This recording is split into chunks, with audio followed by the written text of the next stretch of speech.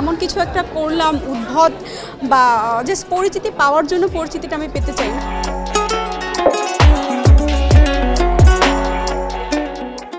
আমি নতুন কাজ করতে চাই বা নতুন কাজের প্রতি আগ্রহী হচ্ছি। আমি কারো ফেভার ওরকমভাবে নেই, যার কারণে আমি স্টিল স্ট্রাগল করে যাচ্ছি। প্রথম তো ভেবেছিলাম যে নাটকই করব, তারপর নাটক থেকে সরে আসা।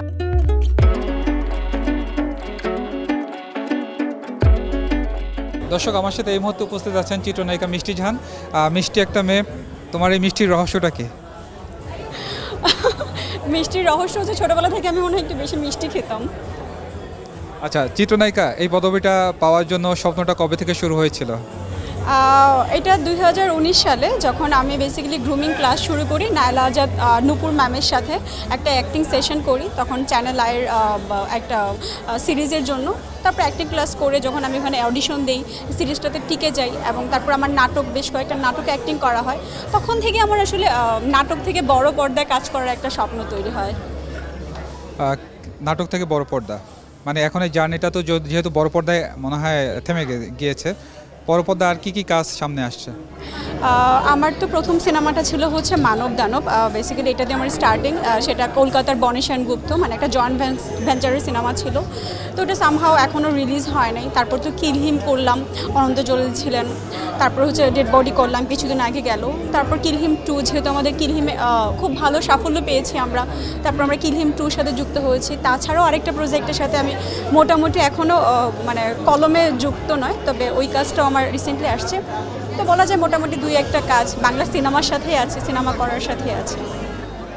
যেহেতু বাংলাদেশে অনেক সিনেমা নির্মাণ করা হচ্ছে, অনেক চিত্রনায়িকা চলে আসছে, কি মনে হয় কম্পিটিশনের জায়গাটা কেমন? কম্পিটিশনটা অলওয়েজ নিজের সাথেই, কারণ আমি আমার বেস্টটা দেওয়ার চেষ্টা করব এবং আমি চেষ্টা করব, সবাই তো সবার জায়গা থেকে সে হচ্ছে, বাট আমি মিষ্টি, আমার ডিফারেন্ট একটা আইডেন্টিটি আছে, আমার ডিফারেন্ট একটা চয়েস আছে, ডিফারেন্ট একটা সৌন্দর্য আছে। সো আমি আমাকে নিয়েই নিজেকে এগিয়ে যেতে চাই এবং কোনো কিছুতে আমি আসলে কম্পিটিশন মনে করছি না, মনে করছি যে যদি আমি হয়ে উঠতে পারি, অফকোর্স আমি সবার থেকে ডিফারেন্ট। মিষ্টি, তোমার কাছে আমার আরেকটা প্রশ্ন, সেটা হচ্ছে যে এখন তো রাতারাতি একটা মানুষের খুব পরিচিতি পাওয়ার একটা টেন্ডেন্সি লক্ষ্য করা যাচ্ছে, তোমার মধ্যে সেটি আছে কিনা? পরিচিতিটা আসলে একটা অংশ। মানে আপনি যখন অ্যাক্টিং করবেন বা আপনি পরিশ্রম করবেন, আপনি অবশ্যই চাবেন সবাই আপনাকে চেনুক, আপনাকে জানুক।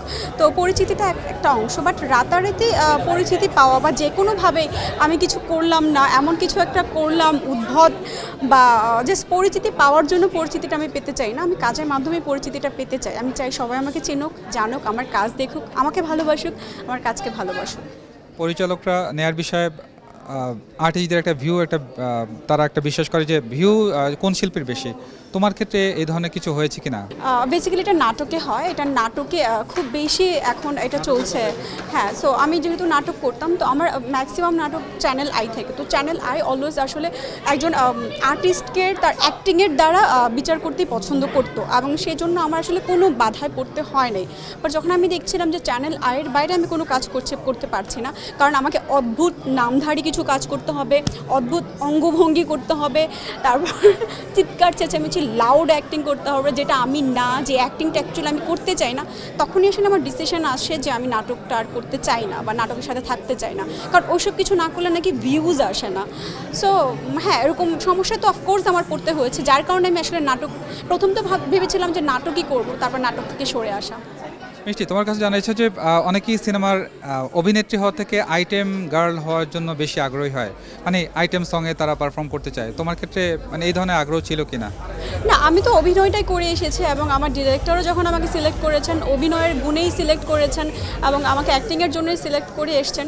তো আমি অ্যাক্টিংটা করে আসছি, তো ওরকম কোনো অফার আসছে না বা ওরকম কোনো অফার পাচ্ছি না। তবে হ্যাঁ, নায়িকা হতে গেলে নায়িকাদের যে ডিফারেন্ট একটা গ্ল্যামার্স লুক, সৌন্দর্য, সেটা তো ক্যারি করার চেষ্টা করছি। তোমার সিনেমা থেকে দর্শকদের সাধুবাদটা কেমন পেয়েছো? অ্যাকচুয়ালি কিলহিমটা যখন করলাম, কিলহিমের পর থেকে আসলে আমি অনেক রেসপন্স পেয়েছি দর্শক থেকে। নট অনলি দর্শক, ক্রিটিক্স যারা সিনেমা যারা দেখেন বা সিনেমা নিয়ে কথা বলেন, তারা সবাই আমার প্রশংসা করেছেন। প্রশংসাটা আমি পেয়েছি, যার কারণে আসলে আমার ওই কনফিডেন্টটা আসে, আমি নতুন কাজ করতে চাই বা নতুন কাজের প্রতি আগ্রহী হচ্ছি। ছোটবেলায় তোমার আসলে কি হবার ইচ্ছা ছিল? অ্যাকচুয়ালি ছোটোবেলা থেকে আমার ইন্টেনশন কোনো কিছু নিয়ে ছিল না, জাস্ট আমার ফ্যামিলি তো সেম ছিল যে তুমি পড়াশোনা করো, তুমি যেটা হতে চাও বা তোমার যেটা হওয়ার সম্ভাবনা থাকবে তুমি সেটাই হবা। বাট আমি যখন স্কুল শেষ করি, তারপর আমার মোটামুটি ভালো একটা রেজাল্ট হয়, তারপর আমি চিন্তা করি আমি লয়ার হওয়ার চেষ্টা করছিলাম, যেমন ল নিয়ে পড়াশোনা করব। বাট আমার সাবজেক্ট ছিল হচ্ছে কমার্স, এবং কমার্স থেকে আমি যেহেতু পড়াশোনা করছিলাম বাংলা মিডিয়াম, তো তারপরেও আমার চিন্তা ছিল তাহলে আমি ফাইন্যান্স নিয়ে পড়াশোনা করছিলাম। সো আমি হয়তো বা কোনো ম্যানেজমেন্ট সাবজেক্ট চেঞ্জও করেছি এর মধ্যে অলরেডি, তো চেঞ্জ হয়ে আমি এখনও ম্যানেজমেন্ট নিয়ে পড়ছি। সো আমার ফিউচার প্ল্যানিং ছিল যে এখনও ফিউচার প্ল্যানিং যে আমি হয়তো বা হোটেল ম্যানেজমেন্ট নিয়ে পড়াশোনা করব বা এরকম ম্যানেজমেন্টের সাথে থাকবো। একমাত্র ওয়ালটন এসি দিচ্ছে 1 বছরের রিপ্লেসমেন্ট গ্যারান্টি এবং কম্প্রেসারের 10 বছরের গ্যারান্টি। শোবিজে পা রাখলে বিশেষ করে অভিনেত্রীদেরকে একটা অফার আসে, নির্মাতারা কাজ দেবে, ভালো কাজ। তোমার ক্ষেত্রে এই ধরনের বিষয়গুলো কিভাবে তুমি ট্যাকেল দিয়েছো সেটা একটু জানতে চাই। না অ্যাকচুয়ালি কি, হ্যাঁ কারো ফেভার পেলে অফকোর্স ক্যারিয়ারটা খুব তাড়াতাড়ি এবং রাতারাতি বেড়ে যাওয়ার একটা সম্ভাবনা তো অবশ্যই থাকে। তবে হ্যাঁ, যদি নিজের মধ্যে কিছু না থাকে আসলে সেটা সম্ভব না বা সেটা সম্ভব হয়ে ওঠে না। অনেকেই চেষ্টা করেছেন, অনেকেই সেই ফেভারটা পেয়েছেন, বাট আলটিমেটলি কিন্তু কিছু হয়নি। তো সেই ক্ষেত্রে মানে এরকম টেকেল দেওয়ার কোনো রিজন আসে নেই, কারণ আমি কারো ফেভার ওরকমভাবে নেইনি, যার কারণে আমি স্টিল স্ট্রাগল করে যাচ্ছি।